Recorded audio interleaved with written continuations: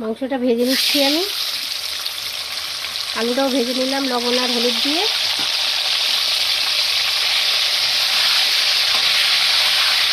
একশো মতন তেল দিয়েছি।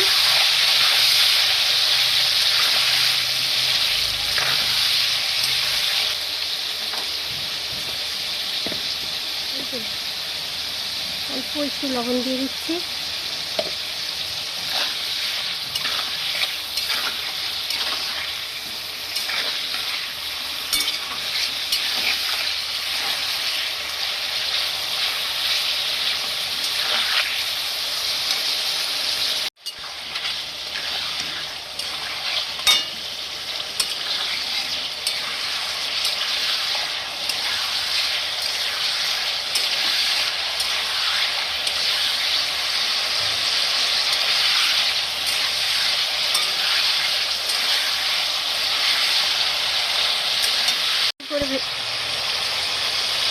মাংসটা আমি লাল লাল করে ভেজে নিলাম।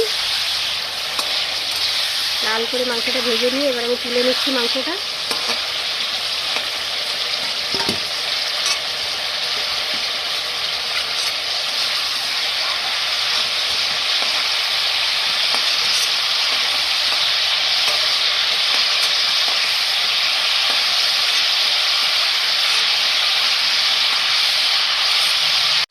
মাংসটা ভাজা হয়ে গেছে, এই যে তুলে নিলাম মাংসটা এভাবে। আমাদের তেজপাতা, শুকনো লঙ্কা,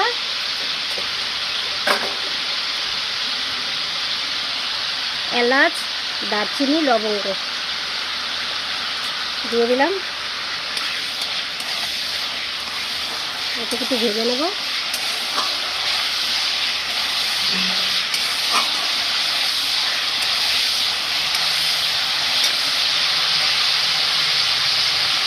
পেঁয়াজগুলো এভাবে কাটতে হবে, এভাবে কেটে নিলাম পেঁয়াজগুলো। এবারে পেঁয়াজটাকে দিয়ে দিচ্ছি।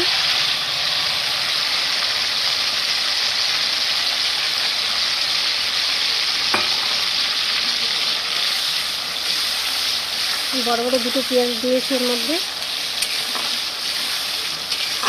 পেঁয়াজটা লাল লাল করে ভেজে নিতে হবে।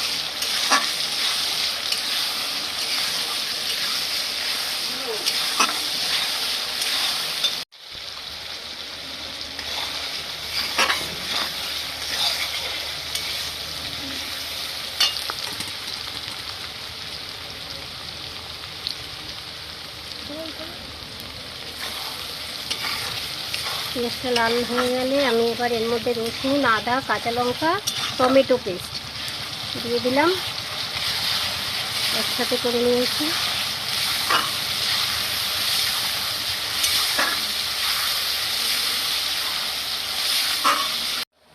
আমি এবার এটাকে দই দিচ্ছি। এতটা দই দিলাম। দই দিলাম, গরম মশলা দিলাম, একটু ধনের গুঁড়ো দিচ্ছি। এটাকে আমি কিছুক্ষণ মাখিয়ে রাখছি। মশলাটা কষতে কষতে, মশলাটা হতে হতে আমি এটাকে মাখিয়ে রাখলাম কিছুক্ষণ।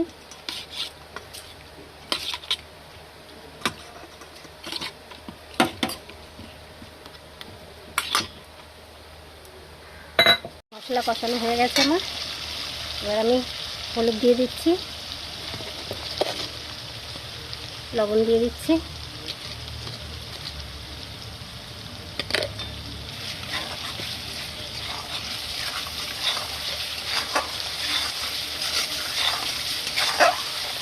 মাংসটাও আমার 10-15 মিনিট হয়ে গেল মাখানো।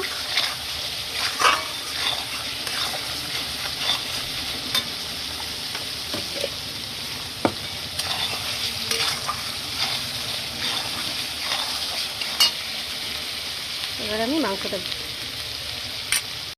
মাংসটা দিয়ে দিচ্ছি।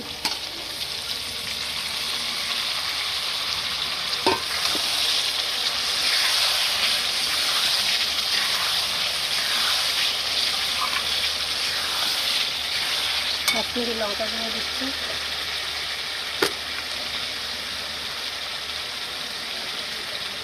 কাশ্মীরি লঙ্কা গুঁড়ো দিয়ে দিলাম।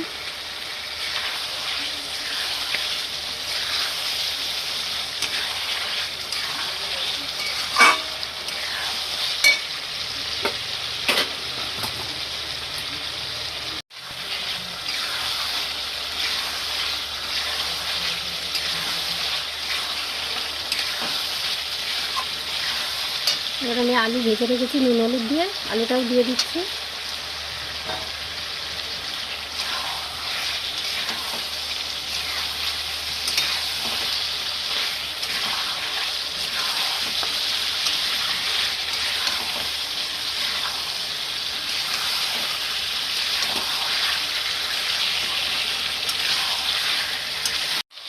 আমি কাঁচা লঙ্কা চিড়ে রেখেছি, কাঁচা লঙ্কা দিয়ে দিচ্ছি কটা।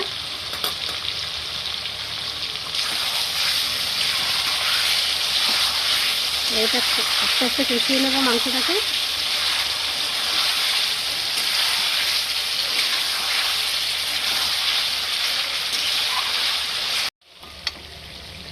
মাংস কষানো হয়ে গেছে,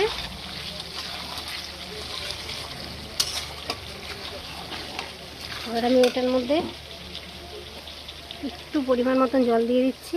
যে যতটা খাবে ঝোল সেরকমই দেবে, আমি এতটা দিয়ে দিলাম।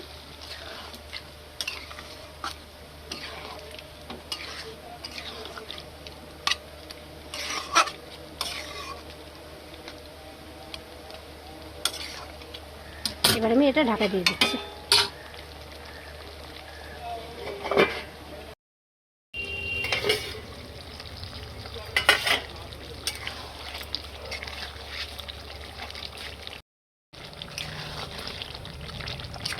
মাংস হয়ে গেছে।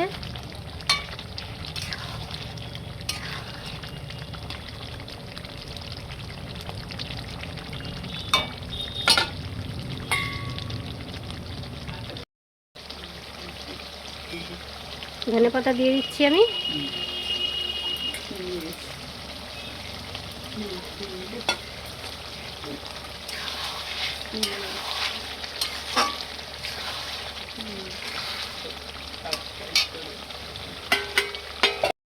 রেডি।